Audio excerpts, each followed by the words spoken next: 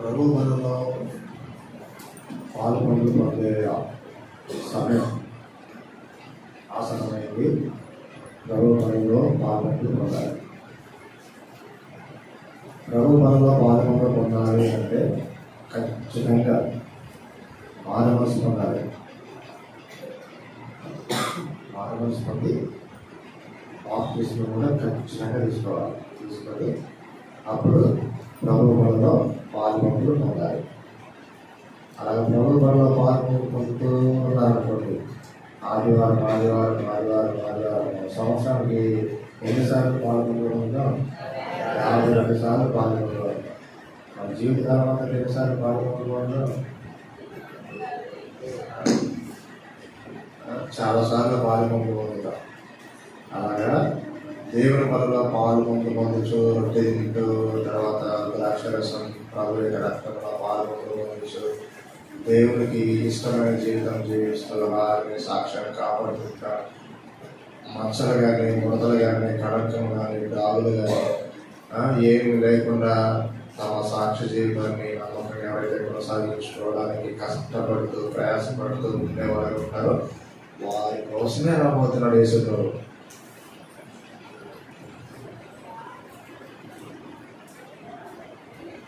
సరేనా? అలాగే ప్రభు వచ్చినప్పుడు అలాంటి వారందరూ ఏమవుతారంటే ఎత్తబడతారు. అంత్య దినమున నేను వారిని లేపదును, అలాంటి గుంపులో నేను ఉంటాను అని ఆ భరోసా ఉందా?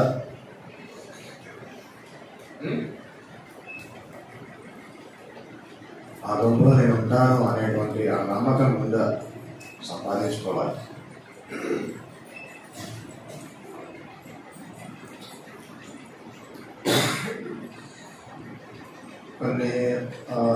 కొన్ని సహవాసాల్లో నెలకొకసారి ఇస్తారు, కానీ మన సహవాసంలో అయితే ప్రతి వారం ఇస్తారు.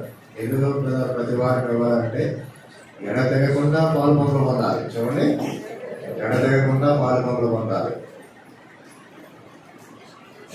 ఆదిమ సంఘం కాలంలో అయితే, ఆది అపోస్తలులు ఉన్న మొదటి కాలంలో అయితే ఇంటింటా రొట్టెలు తెస్తూ వచ్చారు. ఎప్పుడెప్పుడు? అనుదినం. చెప్పండి, ఎప్పుడు? అనుదినం. అనుదినం ఇంటింటా రొట్టెలు వెళ్తామా? అనుదినం మందిరంలో పళ్ళు ఏర్పాటు చేస్తారు. వస్తారా? ఏం వచ్చేది? ఇప్పటికీ లేట్గా వచ్చాము, ఇక్కడ వస్తాను. అందుకని చెప్పేసి అనుదినం పళ్ళలో పాల్గొనడం అనేది చాలా మందికి కష్టతరంగా ఉందని చెప్పేసి అపోస్తల కార్యంలో 20వ అధ్యాయం 7వ వచనంలోకి వెళ్ళేసరికల్లా, అపోస్తల కార్యంలో 20వ అధ్యాయం 7వ వచనంలోకి వెళ్ళేసరికల్లా ఆదివారమున చాలు. 2వ అధ్యాయంలోనేమో అపోస్తల కార్యంలో 2వ అధ్యాయంలోనేమో అనుదినం అని రాశాడు. 20వ అధ్యాయంలోకి వెళ్ళేసరికల్లా ఎప్పుడు? ఆదివారం. ఇకంతే. నెలకొకసారి అంటే అప్పుడు మనం నెలకొకసారి పెట్టుకోవచ్చు. నెలకొకసారి అనేది లేదు, ఉందా? లేదు. అందుకని చెప్పేసి నెలకొకసారి అనేది వాక్యానుసారమా, లేక ఆదివారం అనేది వాక్యానుసారమా? ఆదివారం వాక్యానుసారమైన బలంలో పాల్గొని పొందాలంటే ఎక్కడ రావాలి? ఆదివారం దేవుని బలంలో పాల్గొని పొందాలని చెప్పేసి దేవుడు ఒక ఆయన నేర్పించాడు. ఆయన పేరు భక్తి సింగ్. చెప్పండి, ఎవరు? సేమ్ అదే ప్యాటర్న్ ఇక్కడ స్టార్ట్ చేశారు. ఏమని? మీరు అపోస్తల బోధలో, సహవాసంలో, రొట్టె వెలుచులో, ప్రార్థన చేయటిలో ఎడతెగకున్నారు. ఎడతెగకంటే రొట్టె వెలుచులు ఎడతెగకంటే ఎప్పుడెప్పుడు? ఆదివారం. సేమ్ మనం గురిపెట్టి కొట్టినట్టుగా మనం ఆదివారం రాగానే బొమ్మ కొట్టేస్తాం. ఎంత నేర్పరులు ఉంటుందా? ఏంది మందిరానికి రాలేదంటే అతికినట్టు చెప్తాం. ఏంటది? తెల్లబద్దం, ఎవరుగా ఉంటుంది. ఏమబద్దం? తెల్లబద్దం ఆడేస్తాం. దొరదలాడిపోవాలి. ఎక్కడైనా ఆడే ఉండాలి. అంత ఉంటుంది. కొంపలే అంటది పో. ఏం ఆదివారం మందిరానికి వస్తే ఏమవుతుంది? ఆదివారం దేవుని సన్నిధిలో కనబడాలి. ఆదివారం ప్రభువుని ఆరాధించాలి, తర్వాత బలలో పాల్గొనాలి, తర్వాత. కాబట్టి ఈ విధంగా ఎవరైతే నమ్మకంగా బలలో పాల్గొంటారో అలాంటి వారు ధన్యులు. కాబట్టి సంఘానికి వచ్చేటువంటి ప్రతి ఒక్కరూ దేవుని బలలో పాల్గొనలు పొందేటువంటి వ్యక్తులుగా ఉండాలి. బలలో పాల్గొనాలంటే ఖచ్చితంగా ముంచే బాప్తీసం తీసుకోవాలి. చెప్పండి, ముంచే బాప్తీసం తీసుకోవాలంటే పాపాలు ఒక్కొక్కరి పాప క్షమాపణ పొంది నేను రక్షించబడ్డానండి అని 10 మందికి చెప్పగలిగే స్తోమత సంపాదించుకోవాలి. అప్పుడు ముంచే బాప్తీసం ఇస్తారు. అంతే కదా? ఆల్రెడీ నేను బాప్తీసం ఇస్తాను, రాని చెప్పు, మీరు చదివిపో, బాప్తీసం చెప్పు అంటే అది కూడా. లేకపోతే చిన్నపిల్లలప్పుడు ఇన్ఫాంట్ ఏజ్లో ఉన్నప్పుడు వాటర్ ఎట్లా స్ప్రింకిల్ చేసేసి ప్రార్థన చేసేసి దాన్ని ఏమంటారంటే చిలకరిక బాప్తీసం అంటారు. ఏదో నిజమైన వాక్యానుసారం ముంచుట. అసలు బ్యాప్టిజం అంటేనే దాని అర్థం ఏంటంటే ముంచుట అని అర్థం. ఏం ముంచుట? పంప ముంచడం కాదు. బ్యాప్టిజో అనేటువంటి గ్రీక్ లాంగ్వేజ్ నుంచి బ్యాప్టిజం అనేటువంటి వర్డ్ తయారైంది. బ్యాప్టిజం అంటే అర్థం ఏంటంటే 3 రకాల మీద ముంచుట అనమాట. దాని అర్థం ఏంటంటే సమాధి చేయటం అంటాం. ఎవరు సమాధి చేస్తాడు? నన్ను సమాధి చేస్తావా? అవును, నన్నే సమాధి చేయాలి. నేను నా పాపలు ఒప్పుకున్నాను, ప్రభు దగ్గర ఒప్పుకున్నాను, ఆయన క్షమించాడు, తన రక్తంతో కడిగాడంటే నేను నా పాపం విషయంలో ఎవరిని చచ్చిపోయినాను. చెప్పండి, చచ్చిపోయిన ఏం చేయాలి? సమాధి చేయాలి. అలాగని చెప్పేసి నేను సమాధి చేస్తున్నాను అని చెప్పేసి నేను ముంచేస్తాను. ముంచేసి అట్లనే పెడతారు. ఏంటి అట్లనే పెడితే నేను పోతాను. అట్లనే పెట్టుకుని ఏం చేస్తారు? మళ్ళా లేపుతారు. మరి లేచింది ఎవరు? క్రొత్త వ్యక్తి. పాతి పెట్టబడిందేమో పాప జీవితం, లేచిందేమో నీతి జీవితం. ఇక లేచి కడదాకా జీవించేదే నూతన జీవితం, నీతి జీవితం. అది యేసు ప్రభు జీవితం, క్రైస్తవ జీవితం అంటే. ఇప్పుడు అర్థమైందా? అందుకని చెప్పేసి ఈ రోజు నుంచి అయినా నేను బాప్తీసం తీసుకోవాలనే అవసరం నీకు ఏర్పడుతుంది అని చెప్పేసి మనసుకు అనిపిస్తే నెమ్మదిగా చక్కగా ప్రార్థన చేసుకొని ఎందుకు సిద్ధపడలేదు? అలా బాప్తీసం తీసుకొని నెక్స్ట్ బలలో పాల్గొంటుంది. బలలో పాల్గొనలు పొందితే లాభం ఏంటి తెలుసా? రాకడలో అంత్యదినమైన వారిని లేపును, అంత్యదినమైన వారిని లేపును. అలా బలలో పాల్గొనలు పొందక ముందు కూడా ఏం చేయాలి? ఆరాధన చేయాలి. చెప్పండి, ఏం చేయాలి? ఆరాధన చేయాలి. రక్షణ పొంది బాప్తీసం తీసుకోవడానికి కొంచెం లేట్ అయిపోయినప్పటికీ కూడా రక్షణ పొందిన దగ్గర నుంచి ఆరాధన చేయడం స్టార్ట్ చేయాలి. మీరు నాకేదో మంచి పని చేశారనుకోండి, నేను మీకు ఏం చెప్పాలి? ధర్మం ప్రకారంగా ఏం చెప్పాలి? థ్యాంక్స్ అన్నారు చెప్పాలి. చెప్పండి. అదేనా చెప్పలేదు అనుకోండి, వీడియో మంచిగా బాబోయ్ అలాంటివి ఉండదు. మర్యాద లేని మనిషి. చెప్పండి. యేసుప్రభు మనం అగ్నిగుండాలను రక్షించడానికి, పాపం నుంచి రక్షించడానికి మన కోసం ప్రాణం పెట్టాడు, తిరిగి లేచాడు. అది మంచి పని కదా. ఇప్పుడు చెప్పు, దేవునికి ఏం థ్యాంక్స్ చెప్తావు? అయ్యా నేను నీకు థ్యాంక్స్ చెప్తున్నాను ప్రభావ, నా కొరకు ఎంత మంచి పని చేస్తావు, నీకు థ్యాంక్స్ ప్రభావ. అదే ఆరాధన. ఆరాధన అంటే ఏంటి అని చెప్పి తలకాయ తీసుకోవాల్సిన అవసరమే లేదు. అంతేనా? ఎంత సింపుల్గా ఉంది కదా. అదే ఆరాధన. అది కూడా రావా? ఆ మాటలు కూడా రావా? మీటింగ్ అయిపోయిన ఇంటికి వెళ్ళిపోయినంత ముచ్చట్లు పెట్టమంటే తుమ్ములు లేపుతాం. నా అంత టాలెంటెడ్ పర్సన్ ఎవరు లేదు, నాంత ఒకేబులరీ ఎవరికి రాదు అన్నట్టుగానే ఇక నేర్పది అన్నట్టుగానే ఏం చేస్తుంటామంటే చూడండి.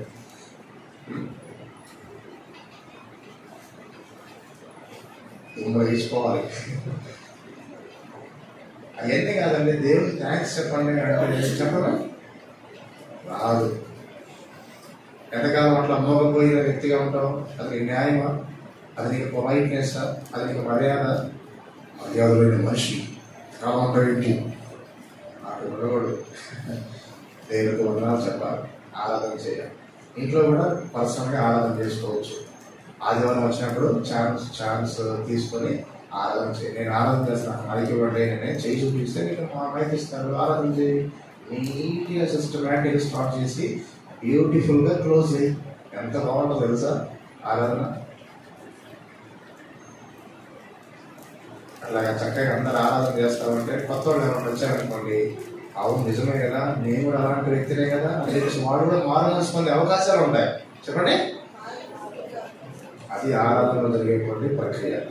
ఆరాధన అయిపోయిన తర్వాత ప్రభు బలంలో పాల్గొనలు పొందాలి.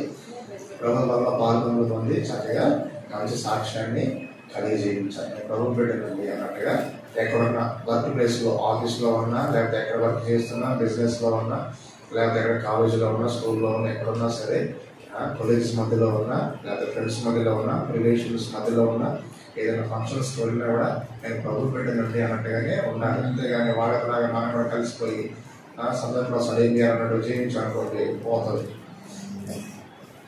పోదు, గ్యారంటీ పోతుంది. ఉన్నాయా చూడిపోతుంది. మన ఇంటికి వచ్చిన తర్వాత మనస్సాక్షి దుమ్ము లేపుతుంది. నువ్వేం చేసినావు అలా చేయకూడదు, నువ్వు దేవుని కూడా ఎందుకు చేసినావు అని చెప్పేసి ఏం చేస్తాను గుచ్చుపడేస్తూ ఉంటారు. ఆ దెబ్బలు తట్టుకోలేక దేవుని నమ్ముకొని కూడా నువ్వు సంతోషం అనుభవించలేవు. అసలు దరిద్రం వల్ల దేవుని నమ్ముకునేది ఎందుకు? మీకు అందరూ కూడా ప్రపంచంలో చక్కని ప్రశాంతతను మెయింటైన్ చేసేటువంటి జీవితం ఒక క్రైస్తవులకి సాధ్యమవుతుంది, మిగతా ఎవరికి కూడా సాధ్యం కాదు. మరి క్రైస్తవులు మా ఉండి కూడా యేసు ప్రభువును నమ్ముకున్నాము, ఏ కులం నుంచో, ఏ మతం నుంచో, ఏ భాష నుంచో, ఏ దేశం నుంచో, ఇవన్నీ కహానీలను తర్వాత సంగతి. ఒక యేసు ప్రభువును నమ్ముకున్న తర్వాత చక్కని పీస్ఫుల్ లైఫ్ని మనం చక్కగా మెయింటైన్ చేసే వారంగా ఉంటారు. కానీ నమ్ముకున్నామని చెప్పుకొని పీస్ఫుల్ లైఫ్ని మెయింటైన్ చేయకపోతే అది క్రైస్తవ జీవితమా? పేరుకు మాత్రమే టైటిల్ అలాగే ఉంటుంది, కానీ లోపల అంతా కూడా ఏముంటుందంటే డూప్లికేట్ ఉంటుంది అన్నట్టు. అట్లా ఉండకూడదు.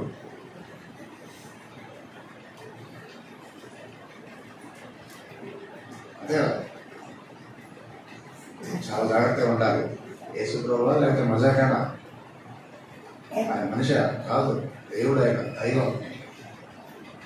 అలాంటి దేవుడిని కరెక్ట్గా పోయి కరెక్ట్గా ఎవరు నమ్ముకోవాలో కరెక్ట్గా అదే దేవుడిని నమ్ముకున్న తర్వాత మనం వేరే రకంగా జీవించామనుకోండి, దానికి అర్థం ఉందా?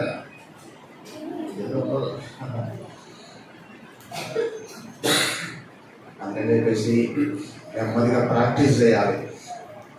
ఎడ్జ్లో ఉన్నాం, కాలం యొక్క ఎడ్జ్లో ఉన్నాం. ఇట్ ఈస్ ద లాస్ట్ టైమ్ ఆర్ అని చెప్పేసి చెప్పండి. కాబట్టి ప్రభు ఎప్పుడైనా రావచ్చు.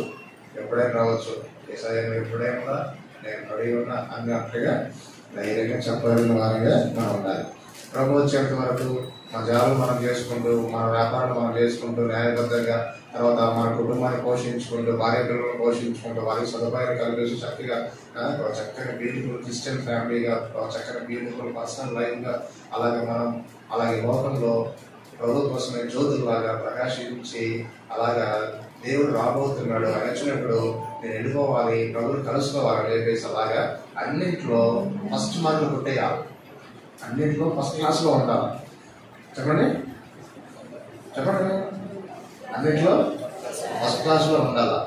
అంతేగాని పలానా దాంట్లో దాని ఏమంటారు బ్యాక్ క్లాస్ ఉన్నాయంటే అన్నట్టు ఉండకూడదు. దాన్ని పౌరుషం అంటారు. చెప్పండి, ఏమంటారు?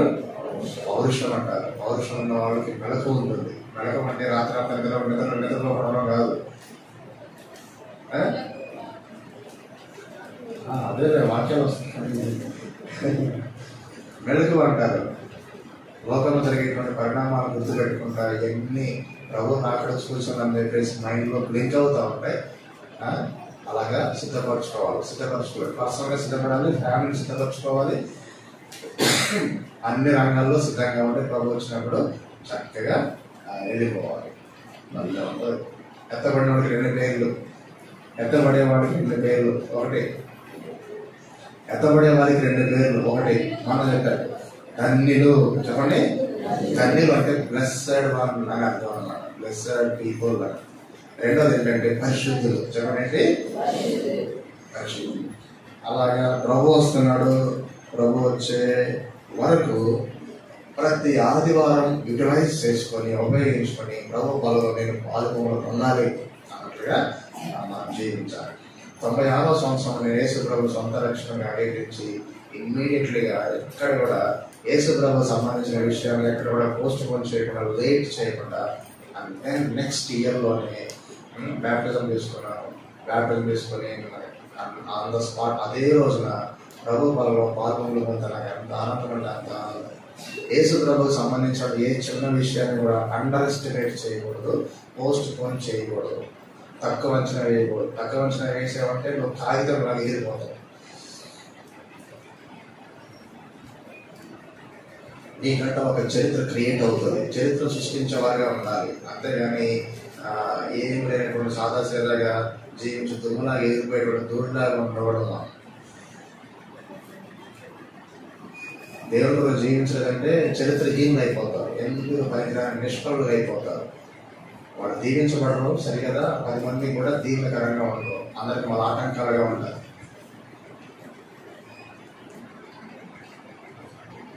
ఇలాంటి దరిద్ర బ్రతకూడదు. నేను ప్రభు ద్వారా దీవించబడాలి, నా ద్వారా 10 మంది దీవించబడాలి.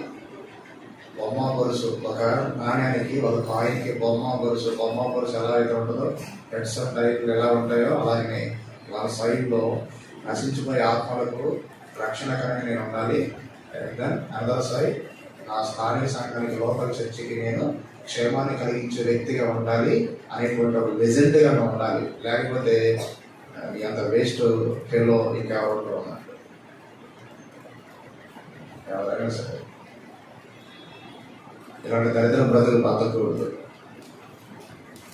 అలాగే మనం చక్కని ఒక విలువైన జీవితం జీవించి ప్రభు మనం తీసేసుకున్నాడు అనుకోండి, లేదా ప్రభు ప్రభు మనం లేవనుకోండి, వాళ్ళు మనం లేకపోయినా కూడా మన సాక్ష్యం మాట్లాడుతుంది, మన గురించి 10 మంది మాట్లాడుకుంటా ఉంటారు, గొప్పగా చెప్పుకుంటా ఉంటారు. దేవునికి మహిమ వస్తూ ఉంటుంది.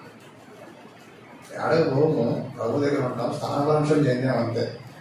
20 యుగాలు దేవుని జీవిస్తాం, అంతేనా? అట్లా ఉండాలి. ఇది క్రిస్టియన్ లైఫ్ యొక్క వాల్యూ. ఈ వాల్యూని ఎరిగే వాళ్ళు వాళ్ళ యొక్క లైఫ్ స్టైల్, లివింగ్ స్టైలే వేరుగా ఉంటుంది అన్నట్టు.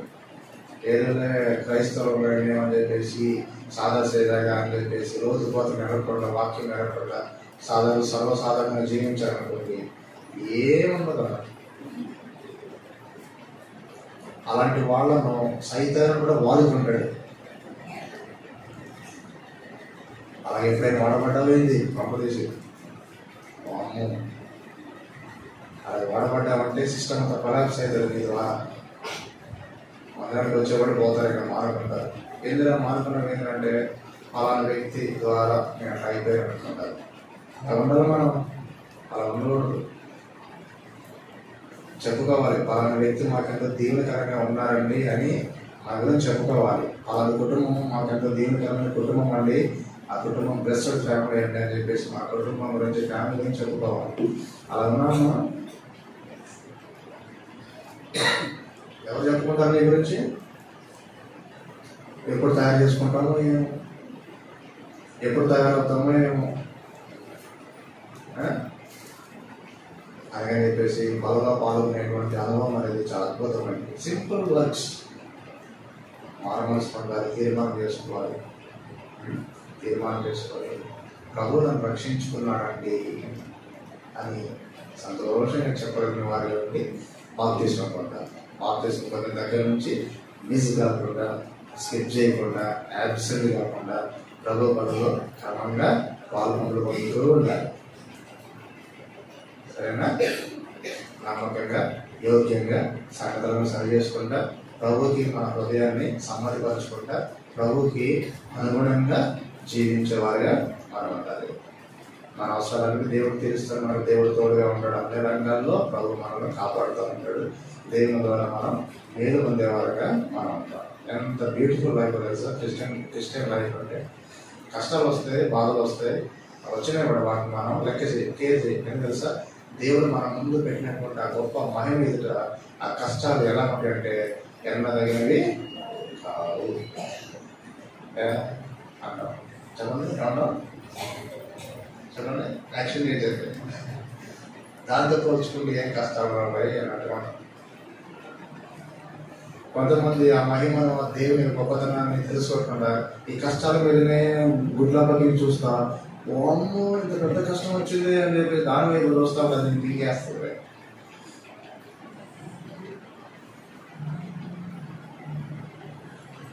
ఇక అదే దేవుడు లేడు ఏమి నడపాడు అన్నట్టుగా లోకం కలిసి కలిసిపోతాడు, ఈజీగా వెళ్ళిపోతాం. అందరూ ఎలా పెట్టండి పెట్టండి పెట్టరా. అందరు లేచిన కూడా అంటున్నారు, అందరు లేచిన కూడా ముందుకు రండి అంటే నేను చాలాసార్లు గమనించాను, ఇక్కడ ఎవరు లేవట్లేదు. నేను సేవకుని మాట అంత విలువైన కాలం లేపేసి తీసుకుంటారే మీ మంచి కోసమే కదా చెప్పేది. ఒకసారి లేచి నిలబడండి అంటే ఏం పోతుంది చెప్పండి. ఎందుకు లేవాలంటే వేరే వాళ్ళు లేసేవారు కదా, మన స్వార్థం తగలయ్యా అలాగే మంచిగా సేఫ్ జోన్లో ఉండాల్సింది. వేరే వాళ్ళు ఉండదు, వేరే వాళ్ళు ప్లేస్ ఇవ్వాలి, వాళ్ళ కోసం లేచిన వాళ్ళు కొంచెం జరగండి అని చెప్పి ప్రయత్నం చేయడానికి లేపుతా ఉంటారు. అంతేగాని సెట్ స్టాండ్ అని చెప్పి చేయించట్లేదు కదా, అంతే కదా.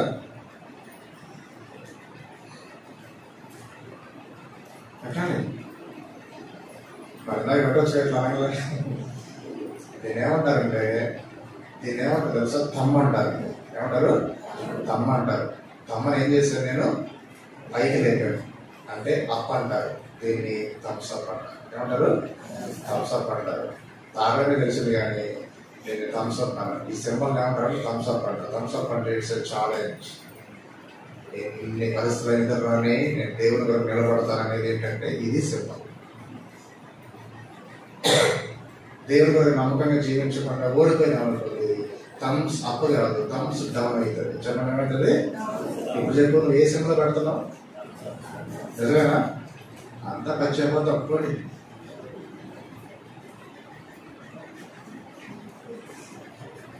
అట్లా ఉండకూడదు, ఎప్పుడైనా థమ్స్అప్గానే ఉండాలి. అలా పెట్టడానికి సహాయం చేయడానికి మనలో ఉన్న దేవుడు సమర్థంగా వినవాడు. సరేనా? అట్లా జీవించారు. అంతేగాని థమ్స్అప్ అన్నారు, వాటి కోసం తాగుదామని చెప్పి సరే. సో ఇప్పుడు మనం ప్రభు బలలో పాల్గొనడానికి ఒక వాక్యం చదువుతాము. కొరింథీయులకు రాసిన మొదటి పత్రిక 11వ అధ్యాయం. కొరింథీయులకు రాసిన మొదటి పత్రిక 11వ అధ్యాయం 23వ వచనం నుంచి 31 వరకు మార్చి చదవండి. నేను ఒక వచనం చదువుతాను, మీరు కూడా ఒక వచనాన్ని చదవండి. నేను మీకు అప్పగించిన దాన్ని ప్రభువు వలన పొందితిని. ప్రభు అయిన యేసు తను అప్పగింపబడిన రాత్రి ఒక రొట్టెని ఎత్తుకుని కృతజ్ఞతాస్తుతులు చెల్లించి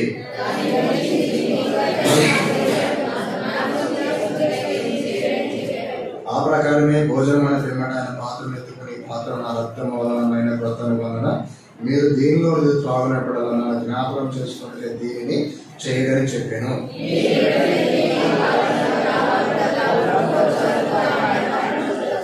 కాబట్టి ఎవడు అయోగ్యంగా ప్రభు యొక్క రొట్టెను తినను లేక ఆయన పాత్రలోనిది త్రాగును వాడు ప్రభు యొక్క శరీరం గురించి రక్తం గురించి అపరాధులను.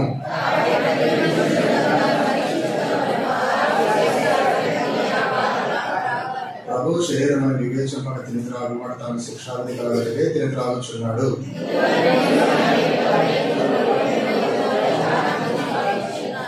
ఒకటి అందరం కలిసి చదువుదాం. అయితే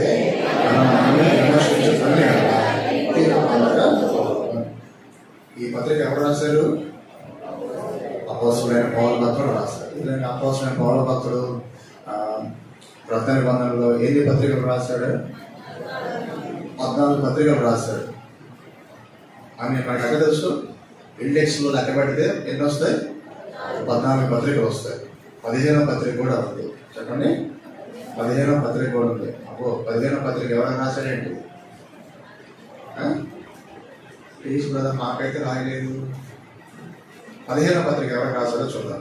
కొలస్సీ పత్రికలో ఆ మాట మనకు దొరుకుతుంది. కొలస్సీకి రాసిన పత్రికలో ఏం రాయబడిందంటే 4వ అధ్యాయం 16వ వచనం చదువుదాం.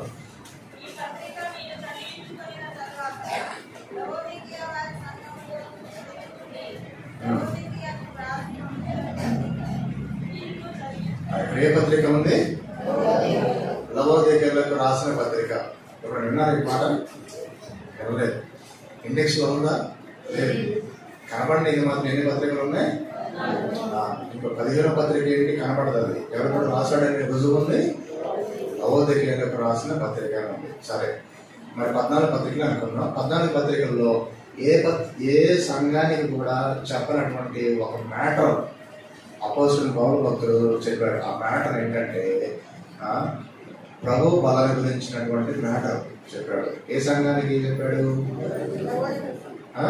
ప్రభు బలం గురించినటువంటి సందేశం, మెసేజ్ ఏ సంఘానికి రాసి పంపించాడు? ఏమండి? హలో నమోదకి అంటారు. ఎప్పుడైనా చదివింది నా ఇంటికి పోయినారండి. ప్రభు బలం గురించినటువంటి చక్కని సందేశం మనం మార్చి చదువుకున్నాం కదా. ఆ మెసేజ్ అంతా కూడా ఏ సంఘానికి రాసి పంపించాడు? ఏమండి? కొరింథీ సంఘం. ఏ సంఘమైనా పర్వాలేదు. కొరింథీ సంఘమా, గలతీ సంఘమా, లేకపోతే తెస్సలోనిక సంఘమా, ఏ సంఘమైనా సరే. సంఘం అంటే ఏంటంటే పరిశుద్ధులు. చెప్పండి, పరిశుద్ధులు. చెప్పండి, ప్రభు బలం గురించినటువంటి మెసేజ్ ఎవరికి రాశాడు? కొరింథీయులకే. పేరు కొరింథీయులే, కానీ స్పిరిచువల్ స్టాటస్ ప్రకారంగా చెప్పుకుంటే ఎవరు వాళ్ళు? పరిశుద్ధులు. చెప్పండి, ఎవరు? పరిశుద్ధులు. ఎట్లా చెప్తున్నావు బ్రదర్ అంటే అట్లానే చెప్తాను. ఎట్లా చెప్తున్నా? 1 కొరింథీ 1:1, 1 కొరింథీ 1 లేదా 2 వచనం, 1వ అధ్యాయం 2వ వచనం. కొరింథీలో ఉన్న దేవుని సంఘమునకు, అనగా క్రీస్తు యేసునందు. చెప్పండి, సంఘం అంటే ఎవరండి? అది కొరింథీ సంఘం కావచ్చు, గలతీ సంఘం కావచ్చు, ఎఫెసీ సంఘం కావచ్చు. అసలు ఎవరంట? క్రీస్తు నందు ఏం చేయబడ్డారు? సంఘం అంటే క్రీస్తు నందు ఏం చేయబడిన వారని అర్థం, పరిశుద్ధపరచబడిన వారని అర్థం. చెప్పండి, సంఘంలో ఉన్న బిడ్డలంటే, సంఘ బిడ్డలంటే ఒక్కొక్క వ్యక్తి ఏం చేయబడ్డారని అర్థం. ఎవరినందు? క్రీస్తునందు. క్రీస్తునందు ఏం చేయబడ్డారు? పరిశుద్ధపరచబడ్డారు. పరిశుద్ధపరచబడిన వారిని ఏమంటారు? పరిశుద్ధులు అంటారు. ఈ లెక్క చెప్పిన మనందరం ఎవరు? అదే టైటిల్ ప్రకారంగా జీవించాలి. చెప్పుకున్నా కదా ఏం టైటిల్? మనందరం ఎవరము? చెప్పండి. ఒకప్పుడు యేసు ప్రభువు నమ్మకం ఉంది ఎవరము? పాపులము. ఇంగ్లీష్ లో చెప్పండి, సిన్నర్స్. ఇప్పుడు సెయింట్స్. చెప్పండి, ఎవరు? సెయింట్స్. సెయింట్స్ అంటే నేను దారిని పోతా ఉంటే రోడ్డు పక్కన ఒక కాలేజ్ పేరు రాయబడుతుంది, సెయింట్ యాన్స్. సెయింట్ యాన్స్ అంటే, సెయింట్ అంటే పరిశుద్ధుడు. పరిశుద్ధులు అంటే యాన్స్ అని చెప్పేసి ఇప్పుడుగా చెప్పుకున్నా. ఇప్పుడు నీ గురించి చెప్పుకోవాలి. ఇప్పుడు నువ్వెవరు? ఇప్పుడే చెప్పింది నువ్వెవరు? సెయింట్. మరి ఎందుకు మర్చిపోయినావు? ఎందుకు మర్చిపోయినావు? అది మనకు చల్లగా. ఎందుకు మర్చిపోయినావు? అదే సెయింట్ ప్రకారం, అదే సెయింట్ అనే టైటిల్ ప్రకారం ఎందుకు జీవించడం లేదు? బిల్కుల్ అసలుకే దేవుని నమ్మకపోతే పేరేం పేరు? సిన్నర్. చెప్పండి, ఏం పేరు? Sinner. Capital S, small I, small N, dot dot dot పెట్టి మా పేరు దళదాడుకోవాలి. ఏం పేరు? సిన్నర్ ఫలానా అని. కానీ ఇప్పుడు మారింది. ఏం మారింది? యేసయ్య నమ్మకం దగ్గర నుంచి capital S, small T, dot dot dot పెట్టేసి మా పేరు దళదాడుకోవాలి. ఇప్పుడు కూడా ఏం పేరు? ఏం పేరు? సెయింట్. అప్పుడు ఇప్పుడు దాకా సెయింట్ యాన్స్ అనుకున్నానే, సెయింట్ యాంటోనీ అనుకున్నానే, సెయింట్ పీటర్ అనుకున్నానే, సెయింట్ జాన్ అనుకున్నానే, సెయింట్ జోసెఫ్ అనుకున్నానే. దేవుడు నాకు కూడా టైటిల్ ఇచ్చాడంటే అవును ఇచ్చాడు, కానీ మనమేమో తెలుసుకోవటం లేదు. ఇప్పుడు చెప్పండి, మనందరం కావాలము ఇంగ్లీష్లో చెప్పండి. అవసరాన్ని బట్టి ఇంగ్లీష్ మీడియంకి వెళ్దాం, అవసరాన్ని బట్టి తెలుగు మీడియంకి వెళ్దాం. అటు ఇటు అసలు ఏం తెలియనటువంటి తమిళ మీడియం వరకు వెళ్ళకూడదు, ఎందుకంటే మాకు తెలియదుగా. ఇప్పుడు చెప్పండి, మనందరం ఎవరు? సెయింట్స్. అదే టైటిల్ ప్రకారంగా కడ వరకు జీవించాలి. సేమ్ మనకలాగానే సిమిలర్ గా కాలంలో సెయింట్స్ గా మారేవారు. ఎవరు వాళ్ళు? ఎవరు వాళ్ళు? కొరింథీయులు. చెప్పండి, ఎవరు? ఎవరి నందు? యేసు నందు, క్రీస్తు నందు, యేసు ప్రభు నందు సెయింట్స్ గా మారారు. రెండో వచనం అదే చెప్పాడు. ఏం చెప్పాడు ఒకసారి? కొరింథీలో ఉన్న దేవుని సంఘమునకు అనగా అనగా అంటే డెఫినేషన్ రాస్తున్నాడు. అనగా క్రీస్తు యేసునందు పరిశుద్ధపరచబడిన వారై. క్రీస్తు యేసునందు పరిశుద్ధపరచబడిన వాళ్ళందరినీ ఏమంటారు? ఇంగ్లీష్ మీడియం చెప్పండి, సెయింట్స్. అలాగే ప్రభు మనం సెయింట్స్ గా మార్చాలని 7 రకాలైన కారణాలను బట్టి 7 రకాలైన సదుపాయాలను బట్టి మార్చేశారు. ఒకటి తొందరగా చదువుతారా? లేట్ చేస్తారా? డిస్టర్బ్ చేయకూడదు. ఎవ్రీ 10 మనం ఎలా పరిశుద్ధపరచబడ్డారు? యేసుక్రీస్తు యొక్క శరీరము ఒక్కసారి అర్పింపబడుట చేత ఆ చిత్తమును బట్టి మనం పరిశుద్ధపరచబడి ఉన్నాం. నంబర్ 1 అది. ఇప్పుడు చెప్పండి, యేసు ప్రభు మనం ఎలా పరిశుద్ధపరిచాడు? ఎట్లాగా? ఆయన చిత్తం వలన పరిశుద్ధపరిచాడు. నంబర్ 1. నెక్స్ట్ నంబర్ 2 ఏంటంటే హెబ్రీ పత్రిక 13వ అధ్యాయం 12వ వచనాన్ని చదువుకున్నాం. కావున యేసు కూడా తన స్వరక్తము చేత ప్రజలను పరిశుద్ధపరచుటకై ఆయన శ్రమ వలన పరిశుద్ధపరచబడ్డాం. అది నెంబర్ 2. వన్స్ అగైన్ నెంబర్ 1 ఆయన చిత్తం వలన మనం పరిశుద్ధపరచబడ్డాం. నెక్స్ట్ నెంబర్ 2 ఆయన శ్రమపడుట ద్వారా మనం పరిశుద్ధపరచబడుతూ వచ్చాం. నెక్స్ట్ నెంబర్ 3 ఏంటంటే 1 John 1:7 1వ యోహాను పత్రిక 1వ అధ్యాయం 7వ వచనం చివరి మాట. అయితే ఆయన కుమారుడైన యేసు రక్తము ప్రతి పాపం నుండి మనను పవిత్రులుగా చేయను. ఇప్పుడు చెప్పండి, మనం మూడోదిగా దేని ద్వారా మనం పరిశుద్ధపరచబడ్డాం? దేని ద్వారా పరిశుద్ధపరచబడ్డాం? యేసు రక్తం ద్వారా పరిశుద్ధపరచబడ్డాం. 1వది దేని ద్వారా? నెక్స్ట్ 2వది దేని ద్వారా? ఆయన శ్రమపడటం ద్వారా. నెక్స్ట్ 3వది దేని ద్వారా? ఆయన రక్తం వల్ల పరిశుద్ధపరచబడుతూ వచ్చాం. నెక్స్ట్ 4వది దేని ద్వారా అంటే 1 తిమోతి 4:5 1 తిమోతి పత్రిక 4వ అధ్యాయం 5వ వచనం. ఫాస్ట్ గా 1 తిమోతి పత్రిక 4వ అధ్యాయం. అదేంటే వస్తువుని కావచ్చు, మనిషి అని కావచ్చు, అది దేవుని వాక్యం వలన. ఎన్నోది అది? 4వది. దేని ద్వారా మనం పరిశుద్ధపరచబడ్డాం? దేవుని వాక్యం ద్వారా. నెక్స్ట్ 5వది ఏంటి? ప్రార్థన ద్వారా. చెప్పండి, 5వది ఏంటి? ప్రార్థన ద్వారా. 6వది ఏంటంటే 2 కొరింథీ పత్రిక 2వ అధ్యాయము 13వ వచనం చదువుదాం. 2 కొరింథీ పత్రిక 2వ అధ్యాయం 13వ వచనం. ఏమండి? 2 తెస్సలోనిక పత్రిక 2వ అధ్యాయము 13వ వచనం. 2 తెస్సలోనిక పత్రిక 2వ అధ్యాయం 13వ వచనంలో ప్రభువు వలన ప్రేమింపబడిన సహోదరులారా. ఇప్పుడు చెప్పండి, 6వది దేని ద్వారా పరిశుద్ధపరచబడ్డాం? ఆత్మ. ఏ ఆత్మ ద్వారానో? పరిశుద్ధాత్మ ద్వారా. రైట్? పరిశుద్ధాత్మ ద్వారా ఏం చేయబడ్డాం? మనం పరిశుద్ధపరచబడుతూ వచ్చాం. ఎన్ని అయిపోయింది? 6 అయిపోయింది. 7వది అపోస్తల కార్యములు 15వ అధ్యాయం 9వ వచనం. అపోస్తల కార్యములు 15వ అధ్యాయం 9వ వచనం. తొందరగా అపోస్తల కార్యములు వారి హృదయములను విశ్వాసం వలన పవిత్రపరచి. ఇప్పుడు చెప్పండి, ఎన్ని విషయాల ద్వారా దేవుడు మనం పరిశుద్ధపరిచాడు? చెప్పండి, 7 విషయాల ద్వారా. ఇప్పుడు వితౌట్ రెఫరెన్సెస్ చెప్పండి. 1వది దేని ద్వారా? దేవుని చిత్తం వల్ల. 2వది శ్రమ, ఆయన పొందిన శ్రమ వలన. నెక్స్ట్ 3వది యేసు వారికి రక్తం వలన. 4వది వాక్యం వలన. 5వది ప్రార్థన వలన. 6వది ఆత్మ వలన. ఏ ఆత్మ వలన? పరిశుద్ధాత్మ వలన లేదా దేవుని ఆత్మ వలన. 7వది విశ్వాసం వలన. ఈ విధమైన సదుపాయాల ద్వారా మనం ఏం చేయబడ్డాం? పరిశుద్ధపరచబడిన తర్వాత నెక్స్ట్ స్టెప్ ఏంటో తెలుసా?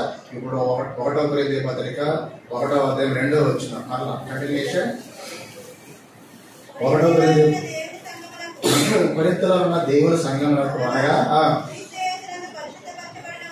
చాలు ఆగండి. క్రీస్తు యేసునందు ఏం చేయబడినాం? పరిశుద్ధపరచబడినాం అంటే అదే ఏ టెన్స్ లో చెప్పుకోవచ్చు మనం? టెన్స్ చెప్పండి. ఏ టెన్స్ చెప్పుకోవచ్చు? పాస్ట్ పర్ఫెక్ట్ టెన్స్ లో చెప్పుకోవాలి. చెప్పండి పాస్ట్ పర్ఫెక్ట్. అంతేగాని డౌట్ లో చెప్పుకోకూడదు. పర్ఫెక్ట్ చెప్పాలి. పాస్ట్ పర్ఫెక్ట్ చెప్పాలి. ఏం చెప్పడ్డాను నేను? పరిశుద్ధపరచబడ్డాను. పరిశుద్ధపరచబడిన తర్వాత నెక్స్ట్ ఎక్స్పీరియన్స్ ఏంటంటే చదవండి. తర్వాత అది నెక్స్ట్ ఏం చేయాలంటే పరిశుద్ధులుగా ఉండాలి. చెప్పండి ఏం చేయాలి? ఫస్ట్ ఏం చేయబడ్డాం? ఏం చేయబడ్డాం? పరిశుద్ధపరచబడ్డాం. నెక్స్ట్ రెండోది ఉండాలి. పరిశుద్ధులుగా ఉండాలి. ఎప్పుడెప్పుడు ఉండాలి? Present tense and then past tense అయిపోయింది. ప్రజెంట్ టెన్స్ అండ్ దెన్ ఫ్యూచర్లో ఉండాలి. అంటే ఈ రోజు ఉండాలి పరిశుద్ధంగా, ఈ రోజు ఉండాలి, రేపు ఉండాలి, రేపు తర్వాత ఎల్లుండి ఉండాలి, ఆ తర్వాత ఎల్లుండి ఉండాలి, కొంచెం ముందు జరిగి రేపు ఉండాలి, ఎల్లుండి ఉండాలి, కొంచెం ముందు జరిగి రేపు ఉండాలి అన్నమాట. 4వ రోజున ఎల్లుండి అంటావేంటి? అదేం తెలియదు. చెప్పండి పరిశుద్ధపరచబడ్డాం. అప్పటి నుంచి పరిశుద్ధంగా ఉండాలి. చెప్పండి పరిశుద్ధంగా ఉండాలి. అలా ఉండాలని చెప్పేసి పౌలు భక్తుడు ఎవరు చెప్పాడు? ఫస్ట్ ఎవరు చెప్పాడంటే కొరింథీలో ఉన్న దేవుని సంఘాన్ని చెప్పాడు. మరి ఆ విధంగా వాళ్ళు నిజంగా డౌట్ లేకుండా పరిశుద్ధపరచబడ్డారు 7 విషయాల ద్వారా. మరి పరిశుద్ధంగా ఉన్నారా లేదో చూద్దాం రండి.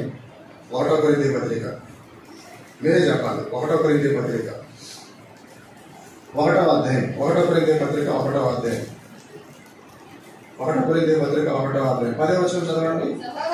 సహోదరులారా మీరందరూ ఏకభావంతో మాట్లాడవాలని మీలో కక్షం లేక ఏక మనస్తోనూ ఏక తత్పర్యంతోనూ మీరు సన్నద్ధులై ఉండవాలని. ఇప్పుడు చెప్పండి మీరు ఏం లేక కక్షం లేక. అసలు వాస్తవానికి ఏముండాలని కోరుకున్నాడు దేవుడు?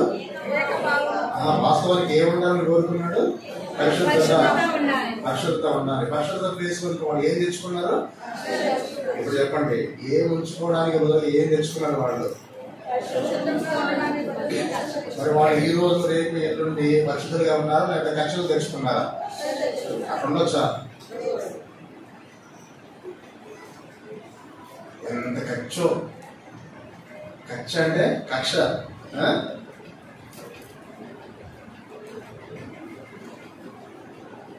క్రీస్తు యేసులో డౌట్ లేకుండా వాళ్ళు ఏం చేయబడ్డారు? పరిశుద్ధపరచబడ్డారు. మరి పరిశుద్ధులుగా ఉన్నారా? ఈ రోజు ఉన్నారు, రేపు ఉన్నారు, ఎల్లుండి ఉన్నారా? ఈ రోజు ఉన్నారు లేకనే రేపటి దినాన్ని ఏం చేశారు? వాళ్ళు కక్షలు పెంచుకున్నారు. వాళ్ళందరూ ఎవరు? మళ్ళా ఒకరి మొహాలను వాళ్ళు చూసుకునేవాళ్ళు. హాల్లోకి వస్తే ఎవరు? సంఘానికి వచ్చేవాళ్ళే. ఒకళ్ళు చూసి ఒకరిని ఏం పెంచుకున్నారు?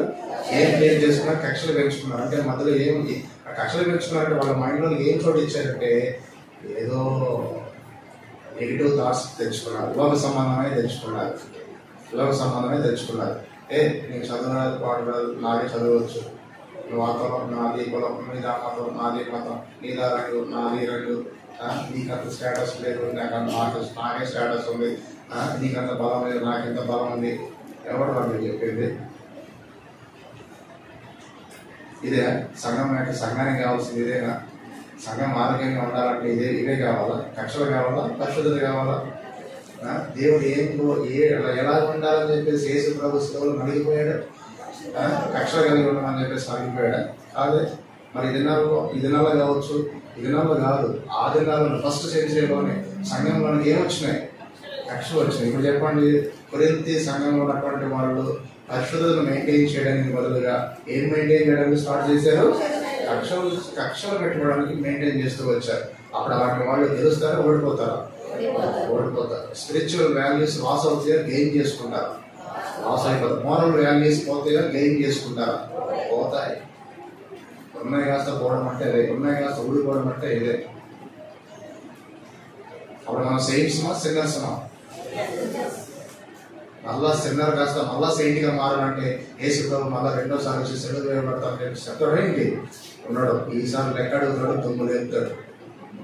నేను ఎంత ప్రాణం పెట్టి నిన్ను సెయింట్ గా మారిస్తే ఆ సెయింట్ అనేటువంటి విధులను కాపాడుకోకుండా మళ్ళా సిన్నర్ గా మారేవే. ఎందుకు మారావు అని అంటే జవాబు ఉండదు. ఇప్పుడు చెప్పు, నేను నీకు ఏ పనిష్మెంట్ ఇవ్వాలి నువ్వే చెప్పండి, దేవుడు మనకే మళ్ళా ఇస్తాడు. మనం ఏం చేయాలి? అమ్మో, ఎంత భయంగా జీవించాలి కదా, ఎంత జాగ్రత్తగా జీవించాల్సింది కదా. గుర్తుపెట్టుకోండి, ఈ 1వ అధ్యాయం 10వ వచనంలో కక్షలు ఉన్నాయి. వాళ్ళు ఏమున్నాయి? 5వ అధ్యాయము 1వ వచనం నుంచి కనుక చూస్తే మళ్ళా అడల్టరేషన్ ఉంది. చెప్పండి, ఏముంది? చదవబాగండి, నేను చదవమన్నా. 5వ అధ్యాయంలో ఏముంది? వేరే పాపం ఉంది. 6వ అధ్యాయంలో ఏముంది? కేసులు ఉన్నాయి. చెప్పండి, కేసులు ఉన్నాయి. 7వ అధ్యాయంలో ఏముంది? తారతమ్యాలు ఉన్నాయి. సరేనా? 8వ అధ్యాయంలో ఏముంది? విగ్రహారాధన ఉంది. అసలు మీరు మనుషులా లేకపోతే ఏంటి రాబోయ్ అన్నట్టుగా ఉంది. ఇక్కడ పరిశుద్ధంగా చేసేది కష్టపడి పరిశుద్ధంగా జీవించండి అంటే మీరు ఏం తెచ్చుకున్నారు? అధ్యాయానికి ఒక కేసు తెచ్చుకున్నారు. ఇవన్నీ పెట్టుకుని కూడా ఆదివారం వచ్చినప్పుడు ఊపుకుంటూ వచ్చేసి బలంలో సాహసించే బలంలో పాల్గొంటున్నారు. దేవుడు ఏమైనా ఊరుకుంటాడా ఏంటి? రా, మీ సంగతి చూస్తాను రా అని చెప్పేసి పౌలు చేత పత్రిక రాయించాడు. రాయి మెసేజ్ చెప్పు అని చెప్పేసి 1 కొరింథీ 11వ అధ్యాయం 23వ వచనం నుంచి 31 వరకు రాయించాడు. అర్థమైందా? చదువుకోండి, జీవితాలు చక్క చేసుకోండి, లేకపోతే మీరు మా దగ్గర రాలేరు అని చెప్పి వార్నింగ్ ఇచ్చాడు. సరి చేసుకున్నారు. వాళ్ళు సరి చేసుకుని ఏం చేశారంటే దిద్దుకుని ఈ లోకాన్ని విడిచిపెట్టేశారు. దేవుని దగ్గర ఉన్నారు. ఇప్పుడు క్రీజ్లో ఇప్పుడు మనం ఉన్నాం. ఇప్పుడు లైవ్లో ఇప్పుడు మనం ఉన్నాం. వంతు మనకు వచ్చింది. ఇప్పుడు మనం ఏం చేద్దాం? సిమిలర్గా మనం కూడా పరిశుద్ధపరచబడ్డాం. ఇది ఫ్రీ కదా. పరిశుద్ధపరచబడడం అనేది ఏంటి? ఫ్రీ కదా. పరిశుద్ధంగా ఉండడం అనేది ఫ్రీ కాదు. మనం సాక్రిఫైస్ చేయాలా. చెప్పండి, ఏం చేయాలా? సాక్రిఫైస్ చేయాలా. చేయకపోతాం. సాక్రిఫైస్ చేయడానికి బదులుగా ఏం చేసామంటే ఈజీగా ఉండడానికి కక్షలు పెంచుకున్నాం. ఇదే బాగుందని చెప్పేసి వ్యవస్థ నేను చెప్పినట్టుగా వింటేనే బాగుంటుంది, నువ్వు చెప్పింది రైట్ కాదు అని చెప్పేసి మనం హెచ్చించుకొని మనం దబాయించుకున్నాం. అందరి యొక్క ఎజెండా ఏంటంటే ఆ సిస్టమ్ బాగా కావాలి, సిస్టమ్ మంచిగా ఉండాలి. కానీ నేను చెప్తేనే మంచిగా ఉంటుంది. నువ్వు చెప్పింది కాదు. ఆయన ఉంటాడు, కాదు నువ్వు చెప్పింది మంచిది కాదు, నేను చెప్తేనే బాగుంటుంది. ఇప్పుడు ఇక్కడ ఏమైందంటే ఫ్రిక్షన్ స్టార్ట్ అయింది. ఘర్షణ స్టార్ట్ అయింది. అప్పుడు మనసుల్లో క్రాక్స్ వచ్చినాయి. మనసుల్లో పొసగటం లేదు. పేరుకి మాత్రమే ప్రైజ్ ద లార్డ్. మనసులో మాత్రం ఎప్పుడో చిక్కిపోయినాయి. కలవాలంటే ఎంత త్యాగం చేసుకోవాలి. ఈ విధంగా బ్రేక్ అయిపోయినటువంటి వ్యవస్థతో మనం నడుస్తూ ఉన్నాం, చలామణి అవుతున్నాం. ఈ సంఘమైన ఎత్తబడేది, ఎలాంటి సంఘమైన ఎత్తబడేది కాదు కదా. అందుకని చెప్పేసి ప్రభావ ఫస్ట్ టైంలో మనం ఎన్ని విషయాలతోనైతే పరిశుద్ధపరచావో అన్ని విషయాలతో నేను వాడుకొని తగ్గించుకొని నీట్గా నెమ్మదిగా పరిశుద్ధతను నెమ్మదిగా రన్ చేసుకున్నప్పుడు నాకు సహాయం చేయంటే 7 విషయాలను వాడుకుంటూ రన్ అవుతా ఉండాలి. ఏం పర్వాలేదు, నేను తగ్గించుకుంటా, నేను హైడ్ అవుతా, దాచిపెట్టుకుంటా, నీ సన్నిధిలో దాగి ఉంటాను ప్రభు అని నేను ఎక్స్పోజ్ చేసుకుని నేను దాగి ఉంటా. నువ్వు వాడుతున్నప్పుడే నేను వాడబడతాను ప్రభు. నువ్వు వాడుకోవడమే నాకు ఇష్టం, అంతేగాని నాతో నేను ఫోర్స్ఫుల్గా వచ్చి నేనేదో ప్రదర్శించుకోవడం కాదు ప్రభు.